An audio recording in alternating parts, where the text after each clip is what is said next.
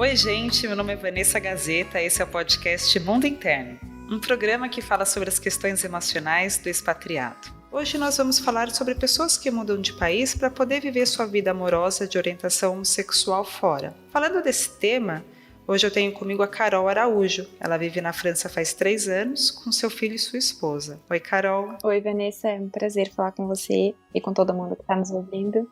Prazer com certeza é nosso. Bom, o tema de hoje surgiu de uma realidade que eu encontro na clínica, mais especificamente na clínica virtual, onde eu tenho contato com gente que é brasileiros que estão por toda parte do mundo. Então, com isso, eu acompanho muitas histórias de pacientes homossexuais que deixaram o Brasil para poder viver sua vida amorosa de uma maneira plena. O que a princípio parece ser uma excelente saída para aquele conflito, pode no final acabar não sendo o melhor a se fazer para lidar com essa sensação de não poder ser quem se é. No começo você pensa, é uma excelente saída para esse conflito. Saio, vivo quem eu sou em outro lugar, e acho que é exatamente por isso, por essa motivação de vou viver fora e ser quem eu sou, que no começo da vida fora, tudo que você vive é muito leve, é muito liberto, você fica encantado com as coisas que você pode fazer em outro lugar e que no Brasil você não se permitia. Mas depois de algum tempo, quando todas essas liberdades e direitos já foram incorporados e naturalizados na sua vida, você começa a sentir falta de viver tudo isso, mas de estar fazendo tudo isso também compartilhando com as pessoas que você ama, que estão no Brasil. Né? E coisas super importantes da vida amorosa começam a acontecer quando você se permite viver de maneira mais integral, né, a sua questão amorosa. Então tem gente que se casa, que encontram companheiros para a vida toda e que não podem convidar para o casamento, mostrar as fotos ou contar tudo isso para as pessoas que gostam e que ficaram lá no Brasil. E aí vai nascendo uma necessidade gritante, né, de lidar com isso, ou de dividir, ou de aprender a lidar com tudo isso. É geralmente nessa hora que o conflito aparece e que essas pessoas acabam buscando terapia. Geralmente é nesse momento em que eu tomo conhecimento dessas histórias que eu acompanho. Como que foi para você, Carol, tudo isso? Na verdade, para mim também não foi fácil. Depois que eu cheguei aqui, passar do êxtase, né, da novidade, ai meu Deus, estou realizando o sonho de morar fora e no país que eu escolhi. Eu fiz uma depressão profunda que eu só fui me dar conta 1 ano depois. Nesse meio tempo eu me casei e tudo mais, e é exatamente isso que você falou. A gente vive o êxtase de estar vivendo com liberdade uma situação que a gente escolheu. Eu escolhi me casar. E ao mesmo tempo a privação de não poder compartilhar isso com ninguém, de não poder dividir com os amigos, de não poder dividir com a família. A minha família não veio ninguém pro casamento. A gente fez uma festa simples, nós tínhamos bons amigos reunidos, a gente comemorou só entre amigos, mas a nossa família não tava. Nós não temos um álbum de fotos familiar, como todo casal sonha. A gente continua se privando, mesmo longe da família. Demorou muito tempo pra gente perceber que a gente vai ter que lidar com isso por muito tempo, não importa onde a gente mora. Não importa a forma como a gente tente se livrar do problema. A gente não vai se livrar, porque o problema tá ali. A nossa família tá longe, mas o problema permanece. Sim, é como se você encarasse tudo isso em cada passo que você vai dar, né? Cada coisa, cada foto que você vai postar, cada coisa que você vai compartilhar, não só em redes sociais, mas mesmo na vida prática e real, sem ser tudo isso que você expõe e compartilha com quem está longe. É complicado quando você não pode só agir, né? Quando você tem que racionalizar antes de ser quem você é. Exatamente. E essa ideia de que você mora num país de primeiro mundo, então tudo é permitido, tudo é livre, o casamento gay é liberado, é muito bonito teoricamente, mas na prática também não é bem assim. A gente sofre preconceito, sim, em função da sexualidade. Eu tive uma professora, que ela já é uma senhora de idade, e eu comentei com ela que eu era bissexual, que eu ia me casar e que eu gostaria muito que ela viesse no meu casamento. Ela não veio, mas ela desejou felicidades e tudo mais, mas acabou que a gente montou uma rede de amigos, todos da mesma idade, pessoas um pouco mais velhas e tal. E no meio da conversa, um dia ela falou: você vai visitar a fulana para fazer o trabalho lá que vocês combinaram, mas vê se você não comenta da sua vida privada, porque ninguém tem nada com isso. Caramba! Naquele momento eu percebi que ela me aceita desde que eu não fale sobre o assunto. Entendeu? Então, assim, é uma coisa muito sutil, é muito mais sutil do que no Brasil, sim, é muito mais sutil, mas existe. Nós convidamos uma pessoa para o nosso casamento que nos deu presente e disse, olha, eu tô dando presente porque eu gosto de vocês, mas eu acho... eu não apoio o casamento gay, então eu não posso vir, mas vocês são legais. Isso em outra língua ainda. Então, assim, Sim. vai acontecer. Sim. É uma ilusão que a gente tem de achar que no nosso país tudo é ruim. Fora também. A diferença é que a gente tá longe da família, a gente tem que falar em outra língua. Desculpa, porque eu sou gay. Enfim. Eu chego na escola do meu filho para explicar que ele tem 2 mães, as professoras me olham com uma cara bizarra. Pô, imagino. Né? Então... a impressão que eu tenho é que eles me olham assim, só podia ser estrangeiro, entendeu? Porque francês não é gay. Uma coisa bem, bem bizarra, assim, sabe? Ainda chego com o meu sotaque de português. E a sua mulher é brasileira também? Ela também é brasileira. A gente brinca que a gente mata um leão todos os dias, porque... Imagino. E o meu filho leva numa boa, o que é muito legal, é o que nos dá força. Porque ele fala pra todo mundo, na maior tranquilidade do mundo, que ele tem 2 mães. As crianças não têm problema com isso, né? Elas aprendem a ter problema com isso. Exatamente. E ele acaba nos dando força, porque pra ele é tão natural, então pra gente acaba, mesmo que a gente passe por esses perrenguezinhos, a gente acaba rindo no final. Caramba, Carol, que bom que seu filho ajuda vocês a ver coisas quando a situação Quando a às gente vezes não está... consegue, exatamente. Quando vocês não conseguem porque aconteceu algo ruim. E falando um pouco nisso que você está falando, né, dos sofrimentos de encarar a homossexualidade, de encarar suas escolhas mais do que tudo, né, um dos sofrimentos que eu escuto bastante é a sensação de que a pessoa se sente falsa, se sente mentirosa, uma sensação de que parte da vida ou até da personalidade é fake. É como você tem que dissimular uma série de coisas para evitar certos constrangimentos, quando você está nessa fase ou quando você age dessa forma, gera uma série de sensações que talvez você não passe muito isso com você, porque você assume tudo isso, né? Você encara, por mais que isso seja doloroso, você encara e sofre outras questões. Mas essa de sentir que tem algo na sua vida que talvez seja fake, parece que não é algo recorrente, né? Eu tô aprendendo.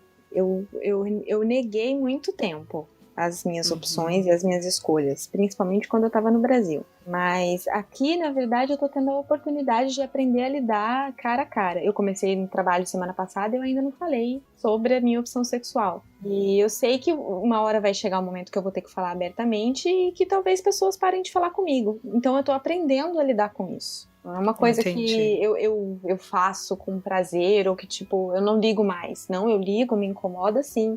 Me incomoda saber que o fato de eu ter escolhido uma coisa que não é comum incomode as pessoas. Porque eu não tô fazendo nada demais. E ao mesmo tempo, se eu me exponho, parece que eu tô incomodando as pessoas. E isso é muito ruim. A sensação de incomodar o outro é horrível. Eu fico pensando nisso que você estava falando, né, da escolha. Eu sempre fico muito em dúvida com essa palavra, porque eu fico pensando, eu não escolhi, né, me atrair por homens, e não sei se você também escolheu. Talvez você só tenha escolhido se deixar ir pela sua atração, pelo seu desejo. E acho que é por isso que a gente tenta, né, pelo menos em psicologia, a gente vem muito prestando atenção nisso, de pensar em orientação, porque se você escolhesse, você não vai escolher o caminho mais doloroso, né? É uma orientação, é algo que vai além de uma escolha, é algo que funciona de um jeito dentro de você que você não teve muita escolha, não. Você escolhe deixar que isso aconteça e flua, ou você, né, escolhe o caminho de barrar tudo isso e viver de uma maneira tolhida, geralmente infeliz. Mas essa não foi uma escolha, né? Você funciona assim, é a maneira como você vive, é a maneira como você funciona, é a maneira como seus desejos fluem. Não é para ter nada de errado com isso. É muito injusto ter que passar por essas situações que você passa. Acho que, dentre muitos sofrimentos, Outro que eu também escuto muito, não sei como que foi para você, é quando existe um encontro amoroso, uma sensação de que aquilo é tão bom que talvez não seja real, como parece, talvez seja passageiro, talvez vá acabar rápido, porque existe uma vivência tão maior de que você precisa estar vivendo sempre coisas pela metade ou sempre algo mais superficial, que quando realmente há algo de muito bom sendo vivido, parece que aquilo vai acabar, parece que aquilo não é real. Você sentiu isso? Eu ainda sinto que em algum momento eu vou acordar e eu tô lá na minha casa, no Brasil, que foi só um sonho. Eu passei na França e acabou. Eu só com férias. Foi, se casou e acabou. Aquele sonho que a gente faz, olha, e se a gente se casasse em Paris? Aí pronto, eu acordei e tô em casa. É realmente essa sensação, porque foge do ordinário, né? Foge do comum. As pessoas que saem para viver histórias de amor saem de casa para ir no restaurante, não troca de país, né? Coisa muito surreal você imaginar que você vai deixar a sua zona de conforto, o seu trabalho, sua família para viver uma coisa maior. E tem o êxtase e tem o medo, né? E se acabar? Como que faz? Como é que eu vou para casa, né? Mas eu sou muito pessimista, então eu tenho muito medo de acabar e de acordar e de realmente ter um sonho, mas eu não deixo de aproveitar também.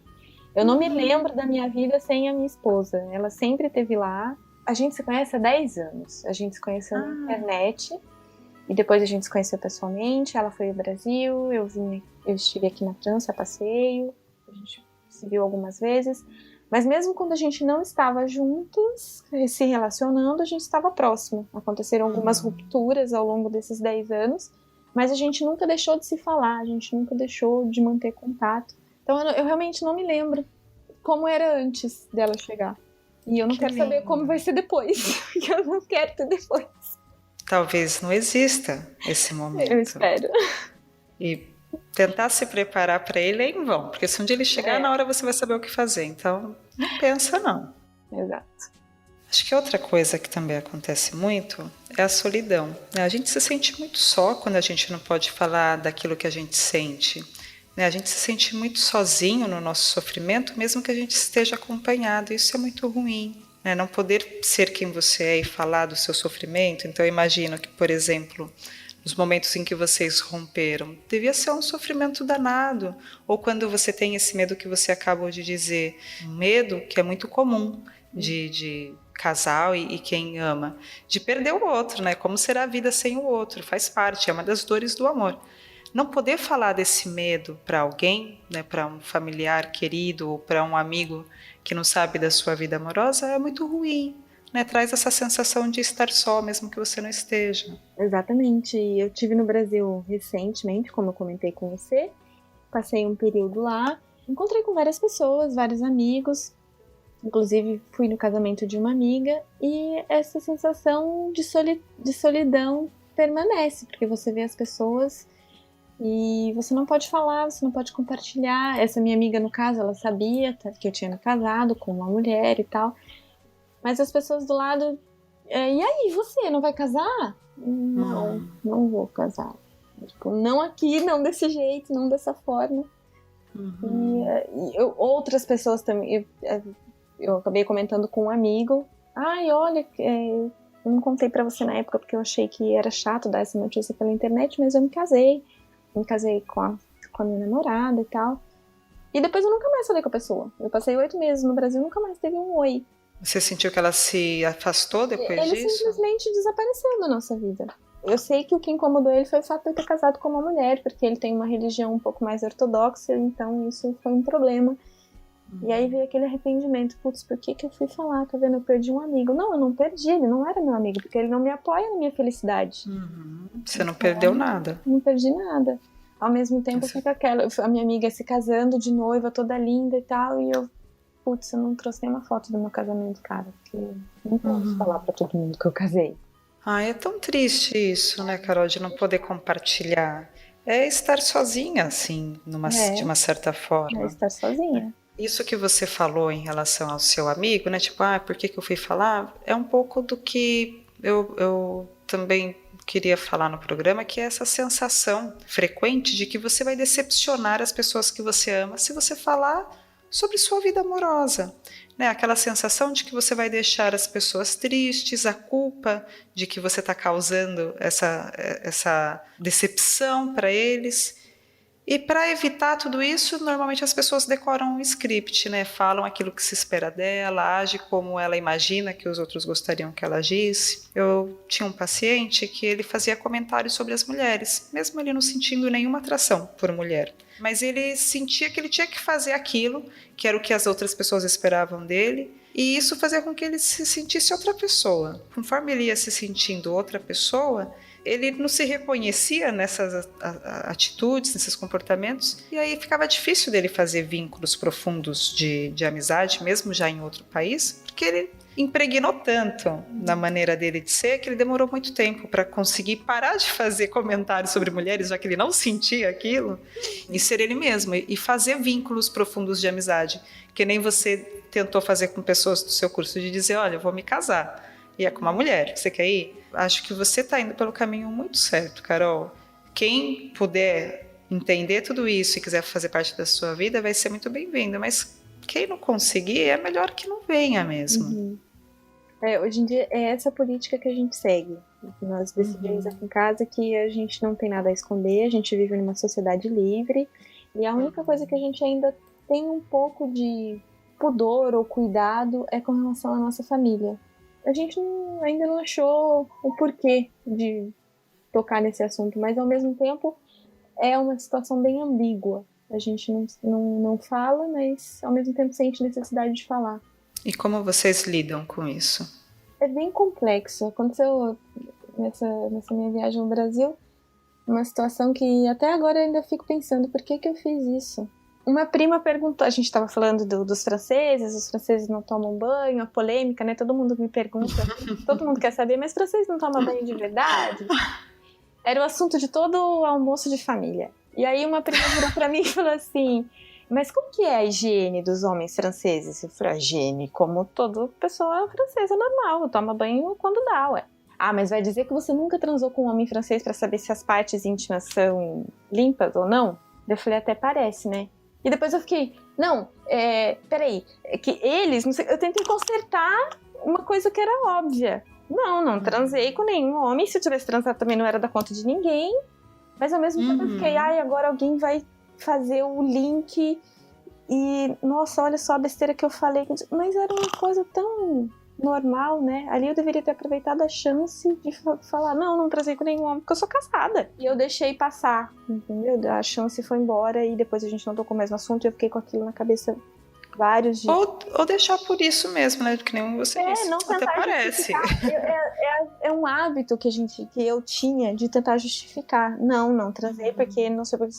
Mas que as pessoas não tá perguntando por quê? Ela só perguntou, né? Da higiene e eu viajei na resposta. É o medo de decepcionar. Com medo exatamente da minha opção, escolha, não sei mais qual palavra usar, da minha orientação ficar evidente. Quando na verdade eu já deveria estar nem ligando mais para isso. Então, é aquela coisa do seu paciente, fica tão enraizado a negação, que quando você se dá conta, você fala, eu tô negando de novo. Mas que coisa, tá errado. Não deveria negar.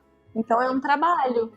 Assim, pensando nas maneiras de lidar com isso, esse exemplo que você deu, ele é perfeito. Porque é uma das coisas que você pode usar a seu benefício, né? E treinando... No caso, era uma pessoa que importava para você. Mas você pode ir treinando no meio social, né? Como no curso, por exemplo. Quem vale a pena vem, quem não vier, não venha no meu casamento. Mas ir vivendo a sua vida naturalmente. E aprendendo com as reações das pessoas a se sentir mais segura em validar a sua maneira de viver a sua vida amorosa. Né? Essa é a maneira como você é feliz ou tenta ser feliz. Então, ir validando e dando o devido valor a tudo isso é muito importante. E treinar isso no meio social pode ser importante para, na hora que, se chegar a hora, falar com a sua família ou com pessoas que importam, amigos íntimos e tudo mais. Naturalizar isso para você mesma é importante para você conseguir passar essa mesma mensagem na hora de expor as suas questões para essas pessoas que te importam. né? É que a luta que você está me contando é que às vezes é interna, né? Às vezes você precisa naturalizar, se livrar daquele script que você tinha para poder passar isso de verdade, para poder passar isso com franqueza. E com segurança de que, tipo, eu decidi isso pra minha vida, eu me casei com uma pessoa que eu amo, pouco importa se ela é homem, se ela é mulher, se é uma pessoa que eu amo, pra mim ela é uma pessoa, ela merece meu amor, meu respeito, meu carinho. Na verdade, lidar com isso com naturalidade, tirar esses olhos bizarros, porque eu cresci aprendendo que isso é estranho. Então eu tô fazendo uma coisa estranha, eu continuo sendo estranha, mas não é estranho. E eu aprendi que não é estranho teoricamente. Agora eu preciso colocar na prática que não é estranho. Todos nós, né, crescemos assim. Acho que o seu filho faz parte de uma época em que todas essas coisas, né, ainda bem estão sendo discutidas. Mas que bom que você vai nessa luta, enfrenta essa batalha e vai pondo isso num outro lugar dentro de você, porque é assim que as coisas vão melhorar, né? Não só na sua vida, como na vida de outras pessoas. Sim, é o reflexo que eu quero que o meu filho tenha, que ele cresça e que ele fale pra mim, olha, eu tenho muito orgulho de ter 2 mães, porque é isso aí, é o amor que prevalece. Sim. Você estava dizendo, você não sabe se vai chegar um dia em que vocês vão falar sobre isso com a família, ou se vocês vão levando como dá. Cada um sabe, né, dos seus limites e da família que tem. Para muita gente chega um limite em que essa pessoa precisa viver de uma maneira mais espontânea, para não ficar tão difícil essa trava de, ai meu Deus, que nem aconteceu, de putz, deveria ter falado outra coisa.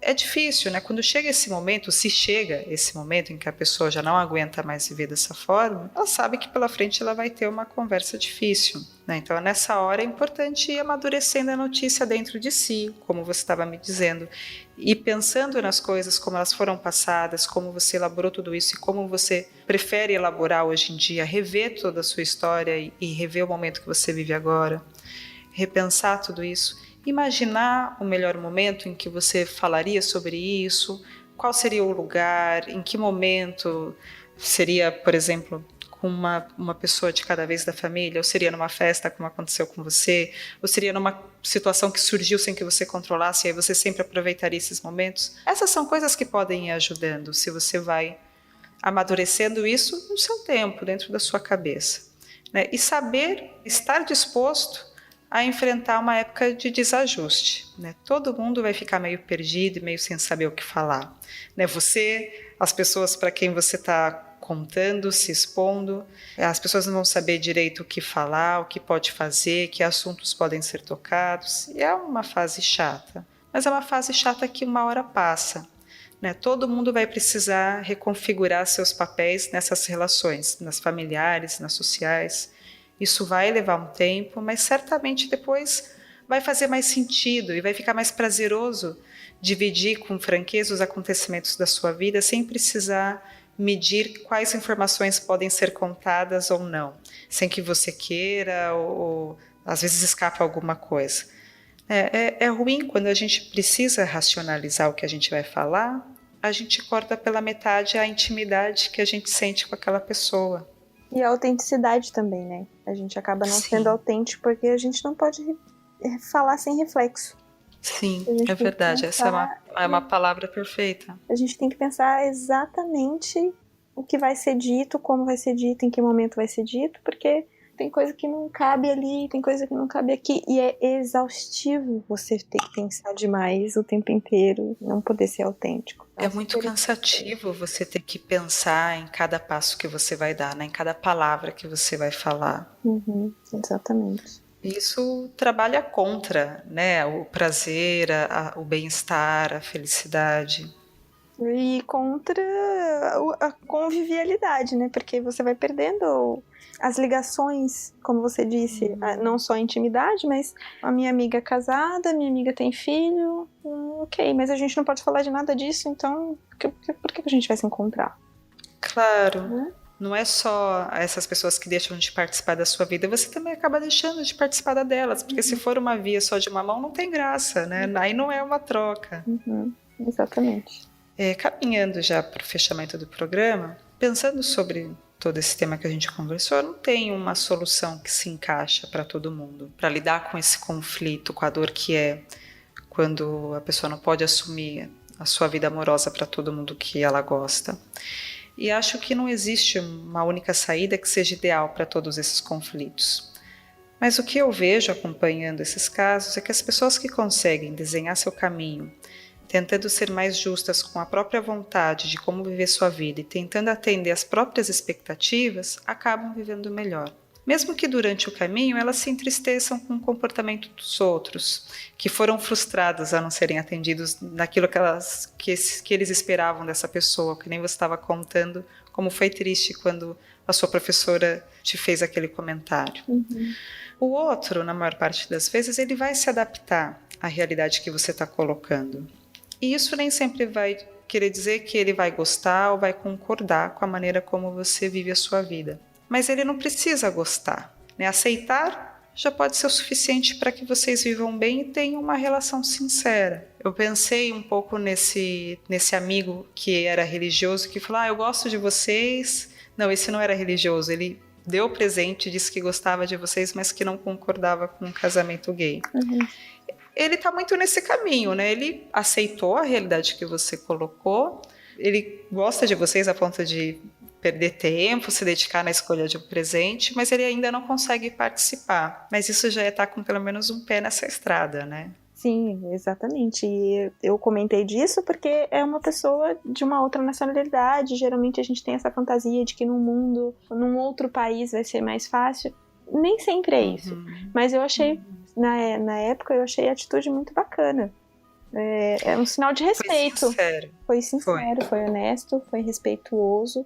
E só pôde acontecer, Carol, porque você também foi sincera. Quando você foi sincera, ele se viu no mesmo direito. Uhum.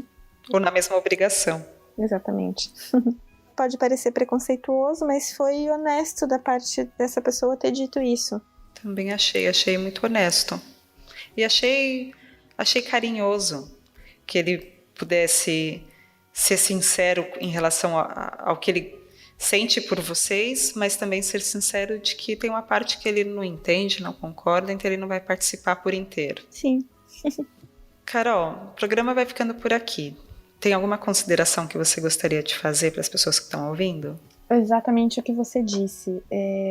Não existe uma fórmula, uma receita de bolo para a gente encontrar o nosso caminho. Cada pessoa e cada caso é um caso, cada família é uma família. E não adianta a gente colocar as nossas vontades acima de qualquer coisa ou abaixo de qualquer coisa. Tudo vai seguir o seu curso natural e é procurar levar tudo isso da melhor forma possível. E se a gente não conseguir, a gente procura ajuda profissional. Eu acho que é o melhor caminho. Nessa hora tem ajuda profissional, tem a ajuda de amigos, tem a ajuda do parceiro ou da parceira, do filhão. Exatamente. Bom, gente, o programa já está terminando. Quem já passou ou passa por isso, comenta lá no post. Isso pode ajudar muita gente. E quem tem algum tema sobre o qual gostaria de ouvir no próximo programa, deixa aqui nos comentários. Eu vou fazer de tudo para que ele apareça em algum episódio.